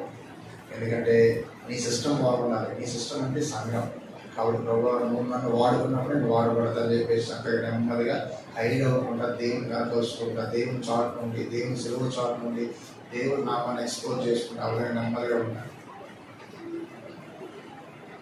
అలాగంటే దేవుడు తగిన టైంలో వాడుకుంటే స్టన్ అయిపోవాలి, లోపల దద్దలాడిపోవాలి, అట్లా ఉండాలి. అంతేగాని మీరు చేసేదంతా కరెక్ట్ కాదు, నేను చెప్పింది అని చెప్పేసి ముందుకు దూసుకుని వచ్చామనుకోండి మన ద్వారా సిస్టమ్ అంతా కూడా మొత్తం చక్కెర అయిపోతుంది. మనసులో క్రాక్స్ వచ్చేస్తాయి. మన ద్వారా ఇతరులు అభ్యంతరం పడతారు. మన ద్వారా ఆత్మలో రావడానికి బదులుగా మైనస్ అయిపోతారు, మానుకుంటారు, వెళ్ళిపోతారు. అక్కడికి వెళితే నాకు ప్రశాంతత లేదని, అక్కడికి వెళితే నాకు ఎంతో నెమ్మది లేదని అని చెప్పేసి నెమ్మదిగా చాలుకుంటారు. సంఘం బాగుపడడానికి మనం ఉండాలి కానీ సంఘం చెడిపోవడానికి మనం ఉండకూడదు. అలాగని చెప్పేసి సంఘం అంటే ఏంటో తెలుసా? దేవుని శరీరం. నా ఆలయం పాడు చేసిన వాడిని కూడా అట్లాగే దేవుని ద్వారా మనం పాడుగాకూడదు. దేవుని ద్వారా మనం లాభం పొందాలి కానీ దేవుని ద్వారా మనం పాడుగాకూడదు. తగ్గించుకుంటే ఏం పోతుంది? అందుకని చెప్పేసి ఏం చేయాలంటే నెమ్మదిగా దేవుని కొరకు నెమ్మదిగా జీవించేవారుగా ఉండి 7 విషయాలు వాడుకుంటూ ఉండాలి. ఫస్ట్ ఏంటి? యేసయ్యా, నీ చిత్తము నన్ను పరిశుద్ధపరిచింది, నీ చిత్తానికి నేను లోబడి ఉంటా, నువ్వు నా కొరకు ఎంతో శ్రమ పడ్డావు, నీ శ్రమను గుర్తు చేసుకుంటా అని ఆ శ్రమ వలన యేసుతో పొందిన సిలువ, మరణం, భూస్థాపన పవర్స్ ను వాడుకుని పరిశుద్ధంగా జీవించాలి. కూర్చో, ఏం పాపం కూర్చో ఫస్ట్.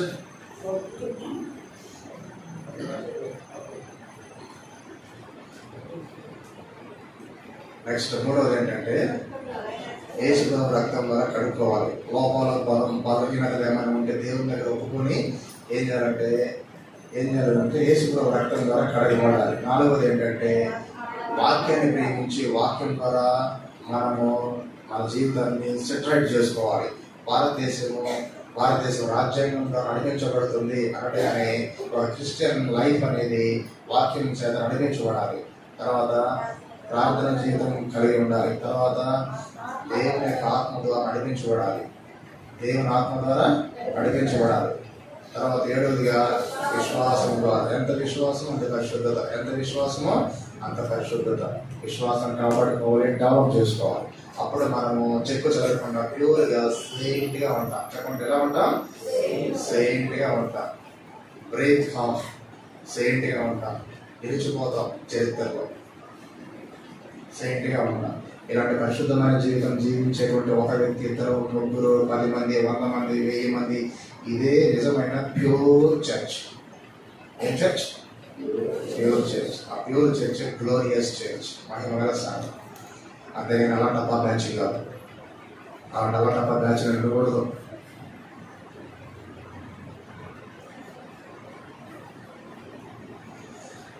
అదేమంటే ఉపకారం తిన్నా బాడీ ఏదో కదా, ఎక్కడ తింటాం? అది శరీరం అంట. చెప్పండి, ఏమంటారు? శరీరం అంటారు. శరీరంతో నడవలేదు బండి, ఆత్మతో నడుస్తుంది. చెప్పండి, దేని ద్వారా నడుస్తుంది? దేవుని ఆత్మతో నడుస్తుంది. అక్కడ హెచ్చు తగ్గులు, కుల మతాలు, తర్వాత రంగు, భాష భేదము, ప్రాంతాలు, ఇవన్నీ ఏముండవు. ఇవన్నీ వల్లించుకుంటా మన వేషధారణగా నల్లని తెల్లని వాడని లేదు అసలు గంట సామాన్లు పడతా ఉంటాం. ఎంత అవమానం కదా, అంతే కదా. ధనికులు దరిద్రులు అని భేదం లేదు. మనమే ప్రభుత్వం పరలోక గ్రహం కాదు. లోకంలో ఉన్నటువంటి పూర్వీకులు అని చెప్పి పాడుకునే పలక ఉంటుంది. అలా పాడుకోగలిగిన దానికంటే ఏం చేయాలంటే పరలోక గృహం అని చెప్పి దానికి తగ్గట్టుగా మనం జీవించే పరలోక గృహాన్ని వాడితే ఎంత బాగుంటుందంటే అంతే ఉంటుంది, చాలా బాగుంటుంది. సరేనా? అలాంటి చర్చిగా మన సంఘం వర్ధిల్లాలి. బేతనియా, చెప్పండి. బేతనియాలో ఉన్న పరిశుద్ధ సంఘం. చెప్పండి, ఏ సంఘం? బేతనియాలో ఉన్న పరిశుద్ధ సంఘం. ఇప్పుడు మనందరం ఎవరు? ఇంగ్లీష్లో చెప్పండి, ఇంగ్లీష్ మీడియం. అట్లానే ఉండు కడదాకా, అట్లానే ఉండాలా?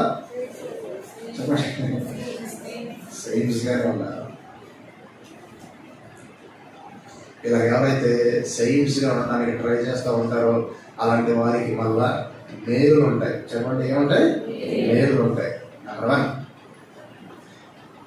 యెహోషువ గ్రంథం 3వ అధ్యాయంతో చదివేసేయండి, ముగించేద్దాం. యెహోషువ గ్రంథం 3వ అధ్యాయం 5వ వచనం చదివేసేయండి. మరియు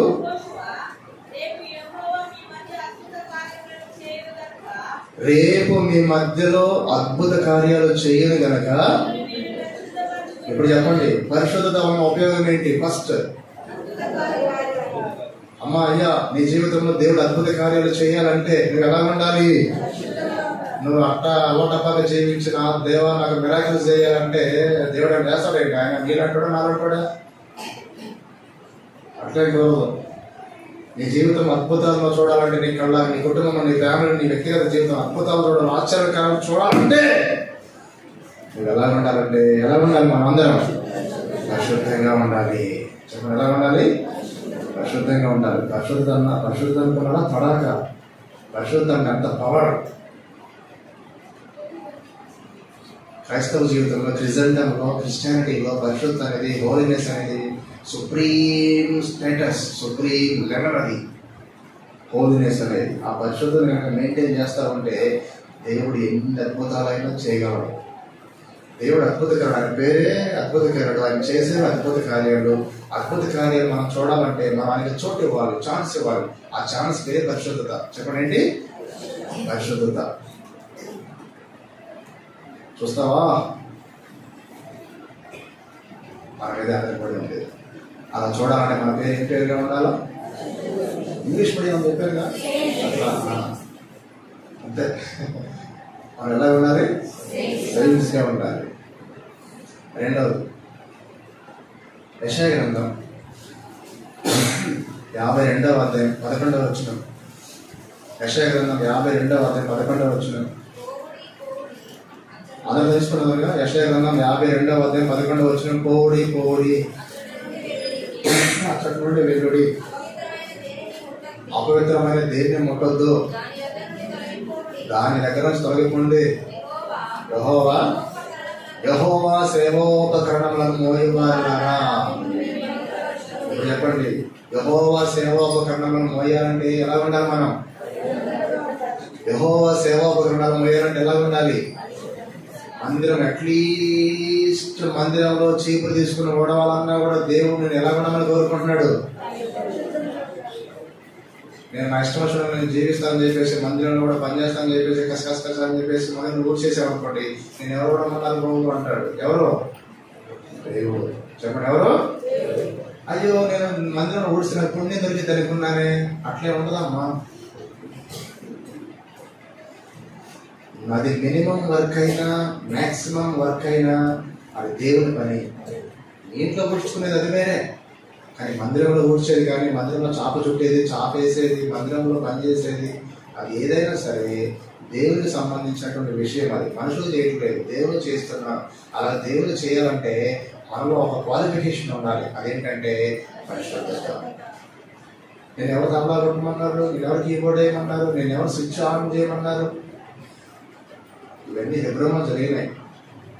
ఒక స్విచ్ వేస్తారు, కాళ్ళు పడాల్సి, నేను ఎవరు చేయమన్నారు? అసలు నీ పని అదే. అయ్యో స్విచ్ చేసినా కూడా ఇట్లా అంటారా? ఈ హెబ్రోన్లో ఎప్పుడు చూసినా ఇంతే. జాగ్రత్త. అంత స్ట్రిక్ట్గా ఉంటుంది కాబట్టి సహవాసం ఎంత నిలబడగలిగింది. అర్థమైందా? తమాషా కాదు. మనం ఎంత లైట్గా తీసుకుంటామంటే, ఇది మన ప్యాంటైనా పోయి, ఇది మన మీదేనా పోయి, ఇదంతా మనవాడు చర్చే పోయి, మనం మన ఇష్టం వచ్చిన జీవించుకున్నాం. మనం ఏం చేస్తుంది? మనం ఏమైనా చేసుకోవచ్చు, ఈ టైప్లో పోతాం. అందుకనే సర్వనాశనం అవుతుంది. అట్లా కాదు. పరిశుద్ధత. స్విచ్ ఆన్ చేయడం. దేవుని నీకు నేను స్విచ్ అని వేసుకున్నాను, సంబంధం లేదు. దేవుని మందిరంలో నుంచి అట్లీస్ట్ మినిమం స్విచ్ ఆన్ చేయాలన్నా కూడా దేవుడు నీలో ఏమన్నారని కోరుకుంటాడు. దేవుని మందిరంలోకి వచ్చి దేవుని సేవ చేయాలి, దేవుని పని చేయాలన్నా కూడా దేవుడు ఏం కోరుకుంటున్నాడు? పరిశుద్ధత కోరుకుంటున్నాడు. ఇప్పుడు చెప్పండి, పరిశుద్ధంగా ఉండేవారినే దేవుడు ఏం చేస్తాడు? పని చేయించుకుంటాడు. చెప్పండి, ఏం చేయించుకుంటాడు? పని చేయించుకుంటాడు. పరిశుద్ధంగా జీవించే వారినే దేవుడు వాడుకుంటాడు. ఎందులో వాడుకుంటాడు? సేవలో వాడుకుంటాడు. అలా సేవలో వాడబడేవారు ధన్యులు. చెప్పండి, సేవలో వాడబడేవారు చెప్పండి ధన్యులు. అది ఈవెన్ అట్లీస్ట్ చెప్పుల స్టాండ్ అయినా సరే. అర్థమైందా? అందరు తిన్న తర్వాత పాత్రలు కడగడమైనా సరే, నేను దేవుడితో చేస్తున్నానండి అని అంటే, నేను ఏం కోరుకుంటున్నాడు దేవుడైనా? బాత్రూమ్ కడగడమైనా, వాష్రూమ్ శుభ్రం చేయడమైనా ఏం కోరుకుంటున్నాడు ఆయన? పరిశుద్ధం కోరుకుంటున్నాడు. నువ్వు అలాగే పరిశుద్ధంగా ఉండి మందిరంలో ఎంత మినిమం వర్క్ చేసినా కూడా పరలోకపు కరెన్సీ ప్రకారంగా పెద్ద బహుమానం ఉంటుంది. చెప్పండి, ఎలా ఉంటుంది? పెద్ద బహుమానం ఉంటుంది. ఆడకు పోయిన తర్వాత ఇంత పెద్ద బహుమానం దేవాన్ని నాకు సిద్ధపరిచేసి నేనేం పని చేశానంటే, అప్పుడు దేవుడు పిక్చర్ చూపిస్తాడు. చూడు, నువ్వు పరిశుద్ధత కాపాడుకుని బాత్రూంలో అడిగావే, అందుకు పెద్ద బహుమానం పెట్టాడు. అదైతే ముందే చెప్పొచ్చు కదా. పరిశుద్ధ కాపాడుకుని బాత్రూమ్ కడిగినానికి పెద్ద భవనం అయితే పరిశుద్ధ కాపాడుకుని ఇంకా పెద్ద పని చేసేవాడినే. అప్పుడు ప్రభు అంటాడు టైం అయిపోయింది బిడ్డ అంటాడు. ఏమైపోయింది? టైం అయిపోయింది బిడ్డ. ఎందుకంటే నువ్వు ఆ వాల్యూ ఎరగలేదు, టైం అంతా వేస్ట్ చేసుకున్నావు, నువ్వు ఇష్టానుసారంగా చేయించుకున్నావు. అందుకని చెప్పేసి దానికి సంబంధించి అంతవరకు సంపాదించుకోగలిగావు అంతే అంటాడు. దండం పెట్టి నిజంగా దేవా నువ్వు న్యాయవంతుడు వేయాలని చెప్పేసి నమస్కారం చేయాలి. సరేనా? నువ్వు ఏ జాబ్లో ఉన్నా, ప్రైవేట్ సెక్టార్లో ఉన్నా, గవర్నమెంట్ సెక్టార్లో ఉన్నా, ఎక్కడ ఏ జాబ్లో ఉన్నా కూడా దేవుని పని చెయ్యి. దేవుని పని చేయాలంటే అది గొప్ప ధన్యత. దేవుని పని చేయాలంటే దేవుడు ఫస్ట్ నీలో అది చూస్తాడు. ఏది చూస్తాడు? పరిశుద్ధత చూస్తాడు. ఇది పరిశుద్ధత యొక్క ఉపయోగం. ఒకటోది ఏంటో అది మర్చిపోయాడు. రెండోది ఏంటో దేవుని యొక్క సేవాకులను వస్తారు. మూడోది ఏంటో చూద్దామా? మూడోది ఏంటంటే ఎబ్రీలకు రాసిన పత్రిక 12వ అధ్యాయం 14 వచ్చిన చదువుకున్నామా? అందరితో సమాధానమును పరిశుద్ధత కలిగి ఉండకు ప్రయత్నించుడి. పరిశుద్ధత లేకుండా, ఇప్పుడు చెప్పండి, పరిశుద్ధత లేకుండా ఎవరు చూడలే? ప్రభు చూడాలంటే మళ్ళీ ఏముండాలి? ఎప్పుడు చూస్తాం? ఎక్కడ చూస్తాం? తొందరగా అల్లా మధ్య ఆకాశ మండలంలో ఎప్పుడు చూస్తాం? రాకట్లో చూస్తాం. అలాగే ఆకాశ మండలంలో యేసుప్రభుని కళ్ళారా చూడాలంటే మనలో ఏముండాలి? మూడు అయిపోయింది. నెక్స్ట్ 4వది 1 కొరింథీ పత్రిక 6వ అధ్యాయం 2వ వచనం. 1 కొరింథీ పత్రిక 6వ అధ్యాయం పరిశుద్ధులు లోకమునకు ఏం చేస్తారు? ఇప్పుడు చెప్పండి, లోకం మనకు తిరిగి తీరుస్తుందా లేకపోతే మనం లోకానికి తిరిగించే వారిగా ఉన్నామా? నేను దేవుని నమ్ముకున్నానండి అని అన్నాం అనుకోండి, అప్పుడు లోకం అంటది నీ సంగతి నాకు తెలియదా ఇది అంటది. ఏంటది? లోకం. అట్లా ఉండకూడదు. లోకమా గడగడాడిపోవాలి. వీళ్ళు పరిశుద్ధులు నాకు తీర్పు తీస్తారు అని చెప్పేసి లోకం మన విషయంలో తీర్పుకోవాలి. అర్థమైందా? మన ఎగ్జిస్టెన్స్ ప్రకారం మనం లోకంలోనే ఉన్నాము. కానీ లోకం యొక్క మాలిన్యం అంటుకోకుండా, లోకం యొక్క మురికి అంటుకోకుండా చాలా జాగ్రత్తగా నీట్గా జీవించాలి. దాన్నే పరిశుద్ధత అంటారు. అర్థమైందా? సముద్రం మీదంతా సోడియం క్లోరైడ్తో ఉంటుంది. సోడియం క్లోరైడ్ అంటే NaCl2 అంటే ఉప్పు నీళ్లు. కానీ చేప ఉప్పుగా ఉండదు, చప్పగానే ఉంటుంది. సోడియం క్లోరైడ్ అనేది బయటే ఉంటుంది కానీ చేప లోపల ఉండదు. చేప లోపల సోడియం క్లోరైడ్ ఏంటంటే అసలు చిన్న అర్థం. అది ఎలా మారుతుంది? ఉప్పు చేపగా మారుతుంది. అంతేనా? అట్లా ఉండకూడదు. మనం ఈ లోకంలోనే ఉంటాం కానీ నేను లోకానికి సంబంధించిన వ్యక్తిని కాను. లోకంలో ఉన్న వస్తువులే వాడతాం, లోకంలో ఉన్నటువంటి రోడ్ల మీద తిరుగుతాం, లోకంలో ఉన్నటువంటి బైక్స్ కార్సే వాడుతూ ఉంటాం, లోకంలో ఉన్నటువంటి వస్తువులే వాడుతూ ఉంటాం. కానీ లోక సంబంధం కాదు, పనులకు సంబంధించిన జీవించాలి. కాకపోతే అవి ఏంటంటే మనకు సదుపాయాలు. చెప్పండి, సదుపాయాలు, అవసరాలు, అక్కర్లు. అంతేగాని క్యారెక్టర్స్ కాదు. అంతేగాని క్యారెక్టర్స్ కాదు. ఎప్పుడు చెప్పండి, అలాగే జీవిస్తూ లోకం మీద మనం డామినేషన్ చేయాలంటే మనలో ఏముండాలి? పరిశుద్ధత ఉండాలి. ఎన్ని అయిపోయినాయి? 4 అయిపోయింది. ఐదవది పరిశుద్ధత వల్ల ఉపయోగం ఏంటంటే 66వ కీర్తన 18వ వచనం చదువుతున్నాను. 66వ కీర్తన 18వ వచనాన్ని చదువుతున్నాను. నా హృదయంలో నేను పాపమును లక్ష్యం చేసిన కదా అంటే దాని అర్థం ఏంటో తెలుసా? డైరెక్ట్ గా పదం రాయలేదు కానీ పరిశుద్ధంగా ఉంటే దేవుడు ఏం చేస్తాడు? ప్రార్థన వింటాడు. చెప్పండి, పరిశుద్ధంగా ఉంటే ప్రభు ఏం చేస్తాడు? ప్రార్థన వింటాడు. ఎన్ని జవాబులు వస్తాయి అంటే అన్ని జవాబులు వస్తాయి. నేను ప్రార్థన చేసిన వెంటనే దేవుడు నాకు జవాబు ఇవ్వాలంటే మనం ఎలా ఉండాలి? పరిశుద్ధంగా జీవించాలి. అంత బాగుంటుందో కదా. అది పరిశుద్ధత యొక్క ఉపయోగము అలాగే ఉంటుందని చెప్పేసి మనకు అర్థమవుతుంది. నెక్స్ట్ ఆరోది ఏంటంటే దానియేలు గ్రంథం 7వ అధ్యాయం 18వ వచనం. దానియేలు గ్రంథం. అయితే మహోన్నతుని పరిశుద్ధులే. చాలు. ఇప్పుడు చెప్పండి, దేవుని యొక్క రాజ్యంలో ఎవరు రూలర్స్, ఎవరు లీడర్స్? ఎవరండి? పరిశుద్ధులే. అలాగే సిమిలర్గా సంఘంలో కూడా ఒక మంచి పదవిలో ఉన్నారంటే ఆ పదవిలో ఉండాల్సినటువంటి వ్యక్తి ఎలా ఉండాలి? పరిశుద్ధంగా ఉండాలి. కానీ ఈ రోజుల్లో అదంతా పక్కన పెట్టేసి మనుషుల యొక్క పద్ధతిని అనుసరించి ఆ పొజిషన్లో ఉంటారు, నియమించబడతారు. కానీ కొంతకాలం మారి ఉంటుంది, కానీ సంఘానికి మేలు ఉండదు.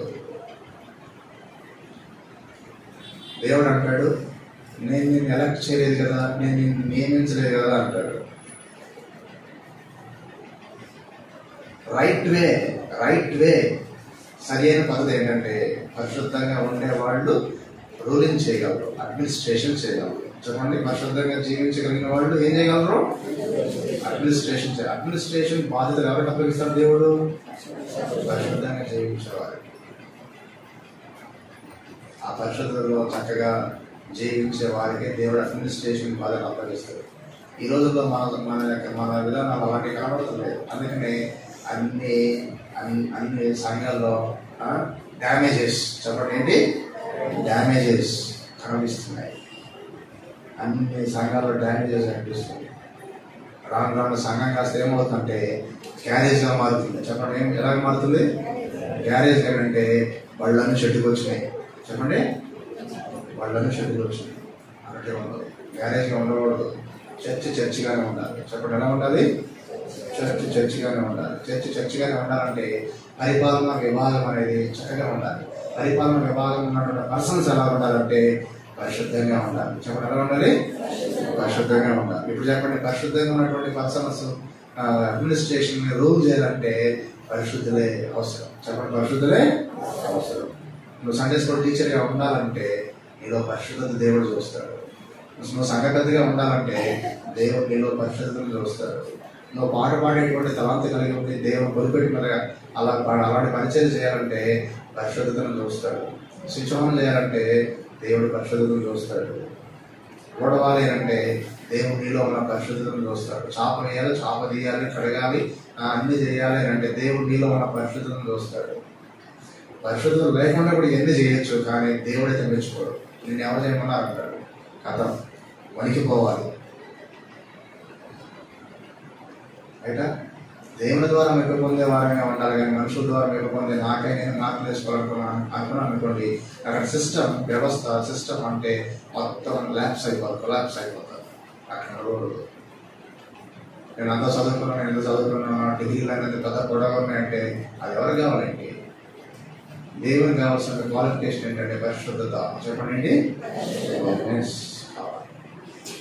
నమ్మకంగా కష్టపడి ఎవరైతే ప్రయాసపడి శ్రమపడి ఒకసారి పరిశుద్ధపరచబడి కష్టపడి శ్రమపడి పరిశుద్ధతను కాపాడుకుంటూ జీవిస్తూ ఉంటారో, బ్యాలెన్స్గా జీవిస్తూ ఉంటారో, అలాంటి వారిని దేవుడు చూస్తాడు.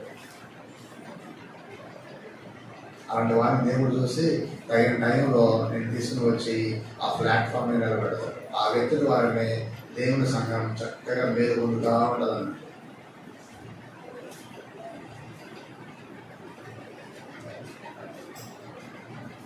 ఆ వ్యక్తి లోకానికి ఆశీర్వాదమే, సంఘానికి ఆశీర్వాదమే. లోకంలో ఉన్న మనుషులు రక్షించబడతారు, సంఘంలో ఉన్న పరిశుద్ధులు క్షేమం పొందుతారు. అట్లా ఉండాలి మనం. సరేనా? ఇలాంటి వారిగా మనం తీర్చిదిద్దడానికి యేసు ప్రభు ఆ పరిశుద్ధుడు ఈ లోకానికి వచ్చి మన కోసమే శిలువలో మరణించి సమాధి చేయబడి తిరిగి లేచాడు. ఆయన శరీరానికి గుర్తుగా ఉన్న రొట్టె, అది ఆయన చిందించిన రక్తానికి గుర్తుగా ఉన్న ద్రాక్ష రసము ఆపి.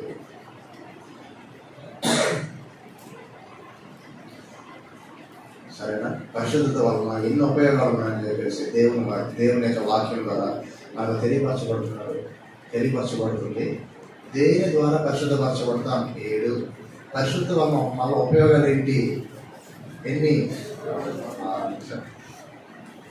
అందుకని చెప్పేసి పరిశుద్ధ అనేటువంటి కర్మను అండర్ ఎస్టిమేట్ చేయకుండా చక్కగా నీట్గా సిస్టమేటిక్గా ప్రాక్టీస్ చేసుకుంటూ పోతే అసలు మనం ఊహించినటువంటి విధానంలో అడిగి ఊహించినట్లుగా దేవుడు మనకు సహాయం చేసేవాడుగా ఉంటాడు.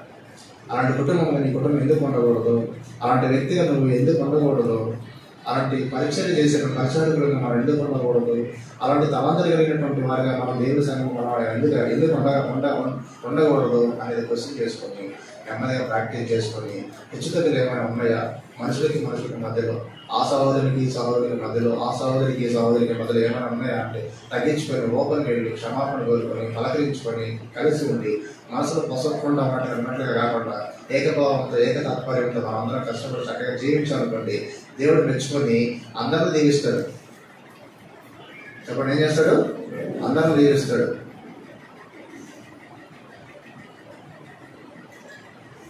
అట్లా కాకుండా ఉప్పు కారం అనే కాన్సెప్ట్ పోయినామనుకోండి అందరూ పోతారు. అంతేనా? నాదది నీది వాళ్ళు అట్లా వీళ్ళు ఎట్లా అని చెప్పేసి అట్లా ఇస్తారు. అసలు ఏమన్నారు అట్లా చాలా జాగ్రత్తగా ఉండాలి. అదే నిజమైన వాస్తవికమైన సంఘ వ్యవస్థ అంటారు.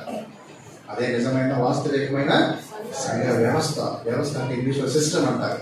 సిస్టమ్ బాగుండాలి. సిస్టమ్ బాగుంటే వర్క్ ఈజీగా చక్కగా టక్ జరిగిపోతారు.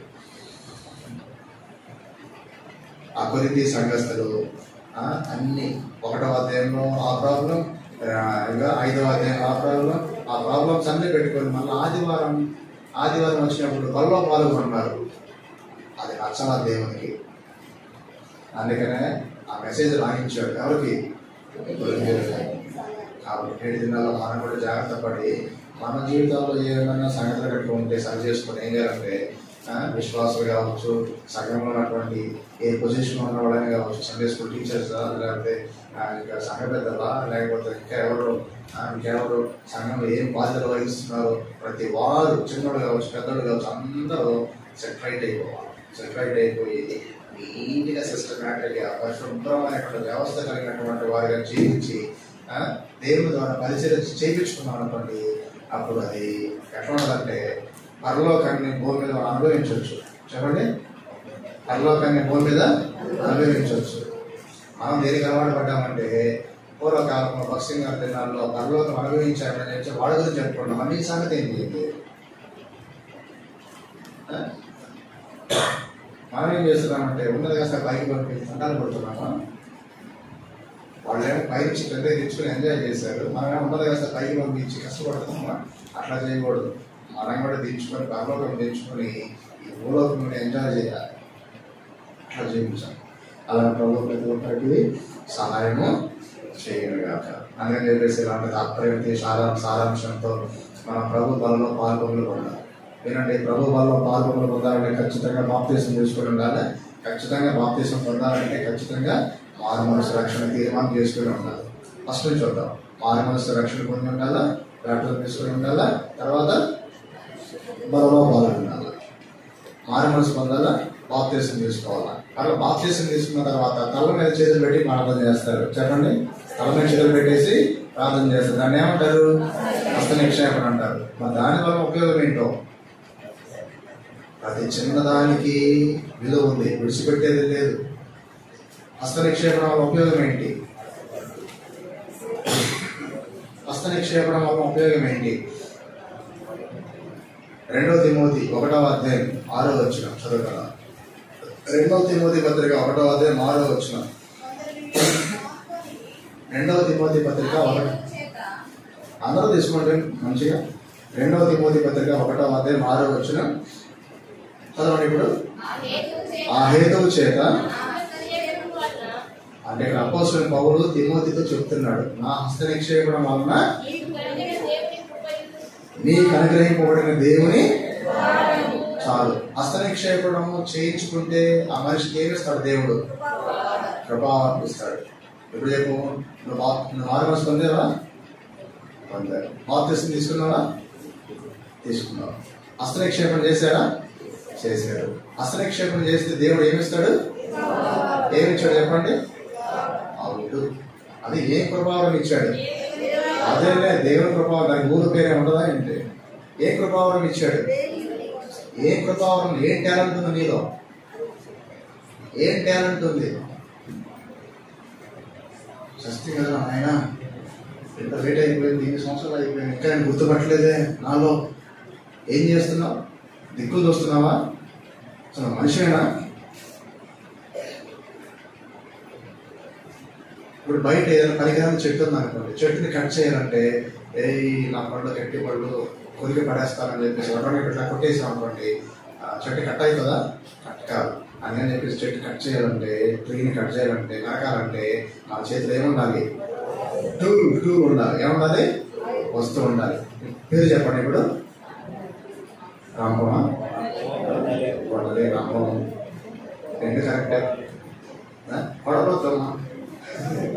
ఇదేనా ఉరికోతంగానే టూల్, దానికి సంబంధించిన టూల్ కావాలి. రైట్? ఇక్కడ చెట్టు కాదు, దేవుని పని. చెప్పండి ఏంటి? దేవుని పని. దేవుని పని 2 రకాలు. లోకంలో, సంఘంలో. లోకంలో, సంఘంలో. లోకం నశించిపోయే ఆత్మలు, సంఘంలో పరిశుద్ధులు. నశించిపోయే ఆత్మలకు సువార్త చెప్పి రక్షణలో తీసుకొని రావాలా. సంఘంలో రక్షించబడే పరిశుద్ధులకి క్షేమాభివృద్ధికరమైన పరిచర్య అందించాలా. అంటే మన దగ్గర ఏముండాలంటే, ఏముండాలా? టూల్ లాంటిది ఉండాలా. టూల్ లాంటి దాన్ని ఏమంటారంటే కృపావరం అంటారు. చెప్పండి, ఏమంటారు? కృపావరం అంటారు. అలానే కృపావరం ఉంది. ఆ కృపావరం ఉంది అని చెప్పి చెప్పుకోగలగాలంటే నీ మీద ఏం చేయాలా? హస్తనిక్షేపణ చేయాలి. హస్తనిక్షేపణ చేయాలంటే నువ్వేం కావాలా? బాప్తిసం తీసుకోవాలా. బాప్తిసం తీసుకోవాలంటే నువ్వేం పొందాలా? మారుమనసు పొందాలా. ఇప్పుడు వెనక నుంచి ముందుకు వెళ్ళామా? ముందు నుంచి వెనకడతామండి. ఫస్ట్ ఏం పొందాలా? రెండోది ఏం తీసుకోవాలా? హస్తనిక్షేపణ బాప్తిసం తీసుకోవాలి. బాప్తిసం తీసుకున్న తర్వాత ఏం చేయించుకోవాలి? హస్తనిక్షేపణ చేయించాలి. హస్తనిక్షేపణ చేయించుకుంటే దేవుడు ఏమి ఇస్తాడు? కృపావరం ఇస్తాడు. ఇప్పుడు చెప్పు, నీకు ఏం కృపావరం ఇచ్చాడు? అవుట్ కరెంట్ పోయింది. దేవుని కృపావరమే, దయ్య కృపావరమా ఏంటి? పేరు ఉంది, పేరే ఉండదా? ఏం టాలెంట్ ఉంది అంటున్నా, అది ఏం తలాంత ఉంది అంటున్నా.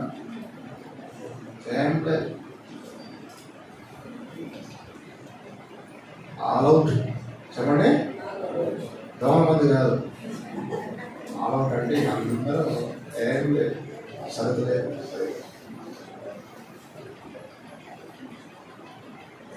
పేరుగా మాత్రమే అట్లా.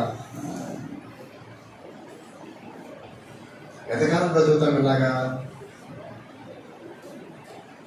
ఎంతకాలం బ్రతుకుతాం? ఎంతకాలం బ్రతుకుతాం? నటనా జీవితం కలిగి, నటన యాక్టింగ్ అంటారు.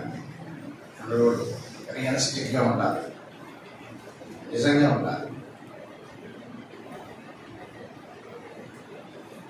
ఇప్పుడు చెప్పు, దేవునికి ఉపయోగపడే వ్యక్తివేనా అసలు నువ్వు? దేవునికి ఉపయోగపడే వ్యక్తివేనా? నువ్వు దేవునికి ఉపయోగపడకుండా, దేశానికి ఉపయోగపడకుండా ఏం చేస్తావు అసలు భూలోకంలో? నువ్వు ఎందుకన్నా వస్తా?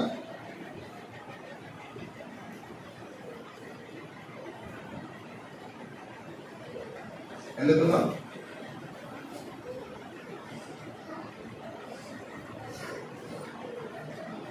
మాస్ అన్నట్టు కనపడుతుంది. మన థాట్స్ ఎట్లా ఉండాలంటే క్లాసిక్గా ఉండాలి. చెప్పండి, ఎలా ఉండాలా? రిచ్గా ఉండాలి, రాయల్టీగా ఉండాలి. దేవుని బిడ్డను, ప్రభు ద్వారా నేను వాడబడాలి అన్నట్టుగా ఉండాలి. ఎప్పుడు చూసిన కిందే చూస్తూ ఉంటాం. కింద ఏమో కనపడుతుంది తెలుసా? కింద ఏం కనపడతా ఉంటే అన్నీ కనపడతాయి. చెప్పండి, కింద ఏం కనపడతాయి? అన్నీ కనపడతాయి. మా తండ్రుల పద్ధతులు ఎట్లా ఉంటాయి, మా తాతల పద్ధతులు ఎట్లా ఉంటాయి, మా పొలం ఇది, మా మతం ఇది, మా బజార్ ఇది, మేము ఎట్లా అట్లా అయ్యే అనమాట. పైకి చూస్తే విశాల సంపద. చెప్పండి, ఏముంటది? పైన చూస్తే విశాలం ఉంటుంది. ఇవన్నీ కనపడవు. ఇంకా ఈ బౌండరీస్, ఈ లెక్కలు కనపడవు, ఈ గీతలు కనపడవు. ఎంతవరకు ఇదే వెనక కనపడవు. దేవుని బిడ్డను అట్లా ఉండాలి. చెప్పండి, ఎవరు మనం? దేవుని బిడ్డలు. ఇలాగ ఎవరు ఆరాధన చేశారు? రాజులని యాజక సమూహం చేర్చారు, ప్రభుత్వాన్ని ఆరాధన చేశారు. అది మందిరంలో. ఇంటికి పోతే అట్లా ఉంటుంది అన్నాడు. సరేనా? హెచ్చు తగ్గదు కానీ ఆ పేర్లు కానీ ఈ పేర్లు కానీ కలిగి ఉండకుండా అందరూ ఈక్వల్ గా యూనిఫామ్ గా ఉండాలనేది దేవుని ఉద్దేశం. చెప్పండి, ఎలా ఉండాలా? యూనిఫామ్ గా ఉండాలి. భక్తి గారు చెప్పేవాళ్ళు, all are equally precious, all are equally necessary, all are equally important. ఒక్కసారి ఒక్క బ్లడ్లో రక్తంలో ఒక్క రక్తంలో కడగబడిన వాళ్ళు అందరూ ఒకటే అన్నట్టు. భౌతికంగా చూస్తేనేమో భిన్నమైన చరిత్ర నుంచి వచ్చాం మనం. చెప్పండి, భిన్నమైన చరిత్ర నుంచి వచ్చాం. కానీ కడగబడింది ఎన్ని రకాల రక్తాలతో కడగబడ్డాం? ఒకటే రక్తంలో కడగబడ్డాం అని మందిరంలో చెప్పుకుంటాం. కానీ ఇంటికి పోయిన తర్వాత మళ్ళా ఆ గీతలు అట్లానే ఉంటాయి. ఇంతవరకే. కార్యాలు జరిగేటప్పుడు ఇక అయ్యే చూస్తూ ఉంటారు. చెప్పండి, కార్యాలు జరిగేటప్పుడు నేను ఎక్కడ చూస్తానని చెప్పండి. కార్యాలు జరిగేటప్పుడు అవే చూస్తూ ఉంటారు. ఏం బాగలేదు. మనం చెప్పుకోవాల్సిన బైబుల్ నుంచి నేర్చుకోవాల్సినవి చాలా ఉన్నాయి. ఒక మీటింగ్కి అయిపో క్లోజ్ చేద్దాం. టైటిల్ ఏంటంటే సెయింట్స్ గా ఉండాలి. చెప్పండి, ఎలా ఉండాలి? సెయింట్స్ గా ఉండాలి. సెయింట్ గా ఉంటావా లేదా గీతలు తీసుకుని ఉంటావా? ఇప్పుడు వచ్చే బలంలో పాల్గొంటే దేవుడు యాక్సెప్ట్ చేస్తాడు. యాక్సెప్ట్ చేసిన తర్వాత ఆత్మీయంగా ఎదుగుతాం. ఇంకా గీతలు తీసుకుంటే కూర్చున్నాం అనుకోండి, పేరుతో మాత్రమే తింటాం, తాగుతాం, ఇంటికి పోయిన తర్వాత మళ్ళా ఎదుగు ఉండదు, పొదుగు ఉండదు.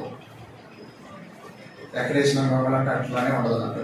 ఇయర్స్ మొత్తం జరిగిపోతూ ఉంటాయి. కానీ ఆత్మీయ ఎదుగుదల, పరిపక్వత, సంపూర్ణత అది మొత్తం లాస్ అయిపోతాం. సంఘమా మజాకానా? సంఘం ఇది. చెప్పండి, సంఘం. యేసు ప్రభువు సంఘం అంటే ఎంత ఇష్టం అంటే అంత ఇష్టం. సంఘం గురించి ఆయన ప్రాణం పెట్టాడు. ఆ సంఘంగా ఉండాలని. యేసు ప్రభు రాకుండా ఎత్తపడేది ఏంటి? సంఘాన్ని. గుర్తుపెట్టుకో, నేను సంఘంలో ఉన్నాను అనేటువంటి కాన్సెప్ట్లో మనం జీవించాలి. చెప్పండి, అలాగా జీవించాలి. అలాంటి వారికి దేవుడు ఏం తక్కువ చేయడండి. చెప్పండి, ఏం తక్కువ చేయడు. It's challenge. చూద్దాం, ఇప్పుడు పెట్టండి, చూద్దాం. ఆగేది కాదు. ఇట్లా మన జీవితం ఎట్లా ఉండాలా లేకపోతే ఎట్లా ఉండాలా? గతకాలం ఎట్లా ఉందా, ఇట్లా ఉందా, ఇలాగ ఉండాలా అనేదే ఆధారపడి ఉంది. నమ్మకంగా దేవుల్లో ప్రార్థన చేసుకొని యోగ్యంగా మంచి మనసుతో ప్రభు బలలో పాల్గొనలు పొందుదాం. సరేనా? ప్రభు ఈ వాక్యాన్ని దీవించుగాక.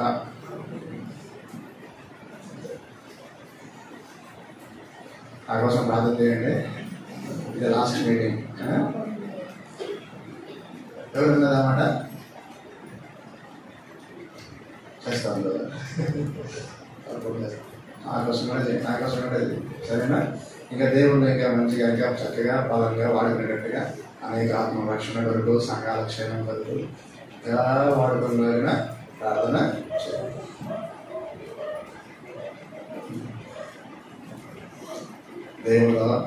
దేవుడు అందరినీ దీవించుగాక. ప్రార్థన చేద్దాం.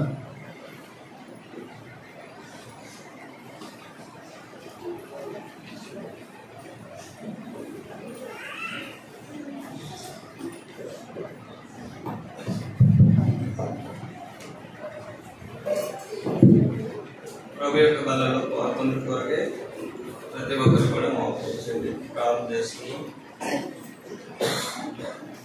వాక్యాన్ని ఆధారం చేసుకుని ఎవరికి వారిని పరీక్షిస్తుంది.